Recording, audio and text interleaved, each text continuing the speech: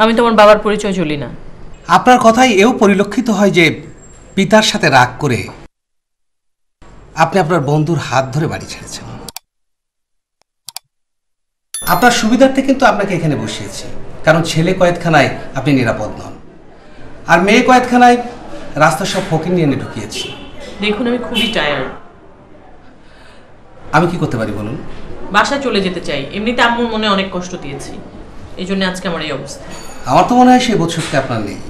যদি থাকতো তাহলে বাবা মার মনে আপনি এভাবে কষ্ট দিতে পারতেন। একটা সন্তানকে মানুষ করতে প্রত্যেকটা মা বাবার কি কষ্ট হয় জানেন? দিনের পর দিন, মাসের পর মাস, বছরের পর বছর তিলে তিলে কষ্ট করে একটা সন্তানকে বড় করা হয়। আর সেই সন্তান যখন বাবা মার কথা না শোনে, তাদের বৃদ্ধাচরণ করে, তখন বাবা মার দীর্ঘশ্বাসে সেই সন্তানরা কখনোই সুখী হতে পারে না। তাই আমি আপনাকে বলতে চাই, অনুরোধ করতে চাই, বাবা মার মতো চলুন, বাবা মার কথা শুনুন, দেখবেন আপনার ভালো হবে।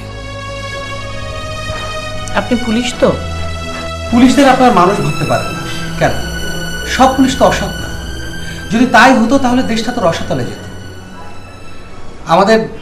আপনারা বন্ধু ভাবুন, আমাদের সহযোগিতা করুন, দেখবেন অন্যায় আমাদের কাছে প্রশ্রয় পাবে না। আপনাকে একটা কথা বলবো? বলুন। কিছুক্ষণ আগেও আপনাকে ভয় পাচ্ছিলাম, বাট এখন অনেক কাছের মানুষ মনে হচ্ছে। Thank you. এখন আপনার পরিচয়টা দিয়ে আমাকে একটা ভালো কাজ করার সুযোগ দিন। ওকে কি একটু এখানে আনা যাবে? সেন্ট্রি স্যার, ওকে এখানে নিয়ে এসো।